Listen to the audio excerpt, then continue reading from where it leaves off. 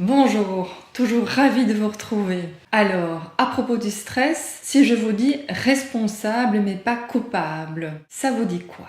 Vous vous souvenez, à la fin du dernier épisode, nous avons évoqué l'idée d'être responsable de son stress et de pouvoir agir en conséquence. Aujourd'hui, j'aimerais insister sur le fait que responsable ne veut pas dire que l'on soit coupable, que l'on se sente fautif vis-à-vis de son stress, ça n'a aucun sens. Par contre, il est trop facile de se désigner comme victime et de se contenter d'accuser l'autre, le voisin, le collègue, l'employeur. En fait, repousser la faute sur l'autre génère des attentes qui réduisent l'espace dont nous avons besoin pour prendre en charge personnellement notre stress. Voyons un peu.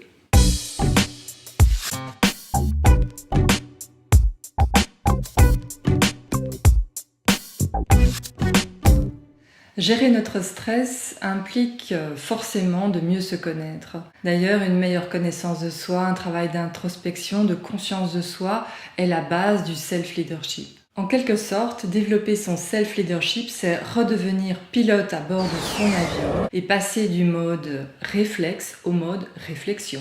En d'autres mots, au lieu de réagir du tac au tac, nous répondons à la situation. Le self-leadership implique donc d'apprendre à mieux se connaître. Mais qu'est-ce que cela veut dire au fond? Et c'est en fait reprendre conscience de ses valeurs, de ses croyances, ses émotions, son éducation, la façon dont nous avons été conditionnés, tout ce qui fait la personne que nous sommes devenus dans la vie. Pour le dire autrement, il s'agit aussi, en apprenant à mieux se connaître, de développer, de cultiver même, je dirais, la confiance en soi. Alors, développer son self-leadership prend du temps. Cela demande de l'entraînement, comme si vous entraîniez un muscle qui n'a jamais fonctionné.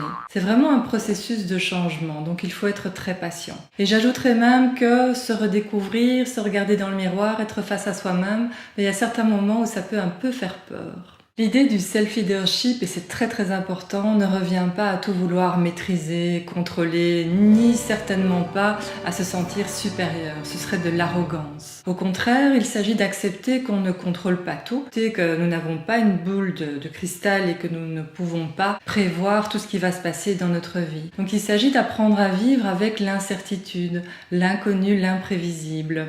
Toute une aventure.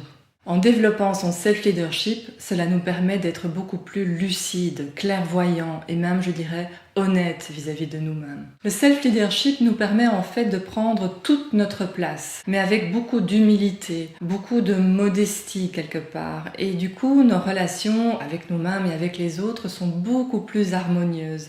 Le self-leadership, pour effacer tout malentendu, n'est pas du tout de l'égocentrisme ou de l'individualisme. Le fait d'être davantage soi-même et de prendre davantage sa place ne veut pas du tout dire se croire le meilleur ou dominer les autres, absolument pas. Au contraire, en s'affirmant comme individu, nous devenons beaucoup moins méfiants, beaucoup moins susceptibles, nous nous relions à l'autre, nous nous émancipons du regard de l'autre. Du coup, l'autre est un allié et n'est plus un ennemi. Nous ne le voyons plus comme une menace. Le self-leadership rend l'impossible possible. Ils ne savaient pas que c'était impossible, alors ils l'ont fait. Mark Twain, à méditer.